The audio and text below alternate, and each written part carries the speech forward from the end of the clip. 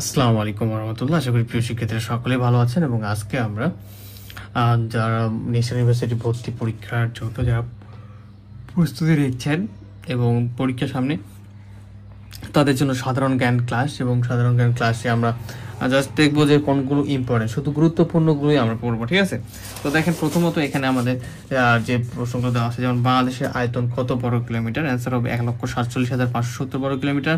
বাংলাদেশের মোট সীমানা কত বর্গ কিলোমিটার? 5,138 কিলোমিটার। বাংলাদেশ, আমি দ্রুত পড়বো, তোমরা জাস্ট এটা রিভিশন হিসেবে ইউজ করবে। ঠিক আছে, বাংলাদেশের স্থল সীমা কত বর্গ কিলোমিটার? বাংলাদেশের স্থল সীমা 4,427 কিলোমিটার। বাংলাদেশ জল সীমা কত কিলোমিটার? 711 কিলোমিটার। এরপর বাংলাদেশের ভারতের সাথে সীমান্ত কত কিলোমিটার? এটা হবে হচ্ছে 4,000। আমাদের হচ্ছে একটু জুম আউট করে নিই, এই ক্ষেত্রে তোমাদের জন্য বেশি ভালো হবে।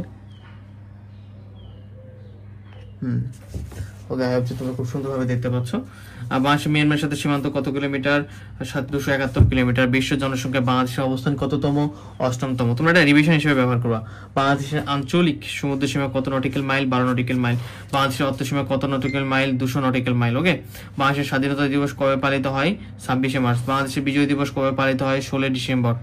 বাংলাদেশের সশস্ত্র বাহিনী দিবস কবে পালিত হয়? 21 নভেম্বর। তো এটা হচ্ছে বাংলাদেশ বিষয়গুলির মধ্যে আমাদের কিছু গুরুত্বপূর্ণ অ্যাপ থেকেও মোস্ট ইম্পর্টেন্ট। এরপরে আমরা দেখবো প্রাচীন বাংলা জনপদ।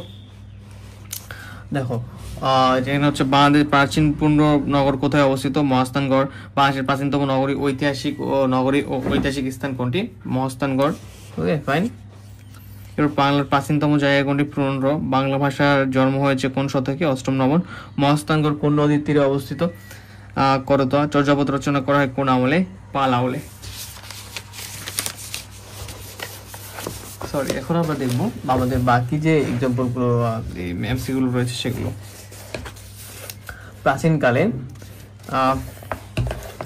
প্রাচীনকালের সমতট বলতে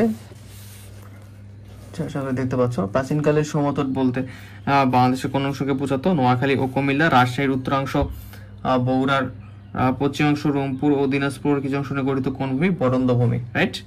এবার প্রাচীন গৌর নগরীর অংশ বিশেষ বাংলাদেশের কোন জেলায় অবস্থিত? চাঁপাইনবাবগঞ্জ। মহাস্থানগড় যখন বাংলার রাজধানী ছিল তখন এর নাম কি ছিল? পূর্ণনগর। ওকে, এরপরে প্রাচীনকালে এই দেশের নাম কি ছিল? বঙ্গ।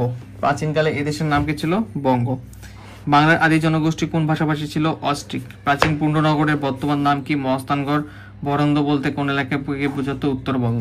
ওকে, এটা মনে রাখবা, এটা বেশি গুরুত্বপূর্ণ যে বরেন্দ্র বলতে কোন এলাকাকে।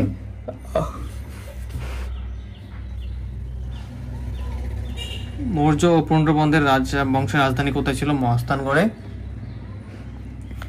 এবং এরপরে হচ্ছে অতীশ দীপঙ্কর বাংলাদেশের কোন জেলার অধিবাসী? মুন্সিগঞ্জ। অতীশ কোন দেশে বৌদ্ধ ধর্ম প্রচার করে বিখ্যাত হন? তিব্বত। আর্যরা কখন বাংলায় আগমন করে? খ্রিস্টীয় 1ম দশক। আর্যরা কোন ভাষায় কথা বলে? বৈদিক। রাইট। এরপরে হচ্ছে বৈদিক ভাষাকে সংস্কার করে কোন ভাষা জন্ম হয়? সংস্কৃত। ব্রাহ্মণদের ভাষা ছিল নিচের কোনটি? সংস্কৃত। সাধারণ মানুষ কোন ভাষায় কথা বলে? প্রাকৃত ভাষা থেকে নিচের কোন দুটি ভাষা জন্ম হয়? পালি ও অপভ্রংশ। ভারতীয় উপমহাদেশের মধ্যে প্রথম সমাজের নাম কি? মৌর্য সাম্রাজ্য। চন্দ্রগুপ্তের। এরপরে আমরা এখানে দেখবো চন্দ্রগুপ্তের মৌর্যের সময়কাল কোনটা? খ্রিস্টপূর্ব 324 থেকে 300 অব্দ। চন্দ্রগুপ্ত প্রথম কোথাকার সিংহাসনে বসেন? পাটালির পুত্র। উপমহাদেশ থেকে কে প্রথম গ্রিকদের বিতাড়িত করেন? মগধের রাজা চন্দ্রগুপ্ত মৌর্য। এখন মেইন টপিকটা বা মেইন পেপারটা হচ্ছে আমাদের আজকে এটুকুই। এবং নেক্সট ক্লাস যারা আরো চাও যে ক্লাসগুলো এরকম ইম্পর্টেন্ট যে প্রশ্নগুলো শর্ট এমসিকিউ সেগুলো যদি চাও তোমরা কমেন্ট করবা, সেই অনুযায়ী তোমাদের ক্লাসগুলো লং হবে। তো নেক্সট পার্টে আমরা বাকিগুলো দেখার চেষ্টা করবো ইনশাআল্লাহ। ধন্যবাদ, আসসালামু আলাইকুম।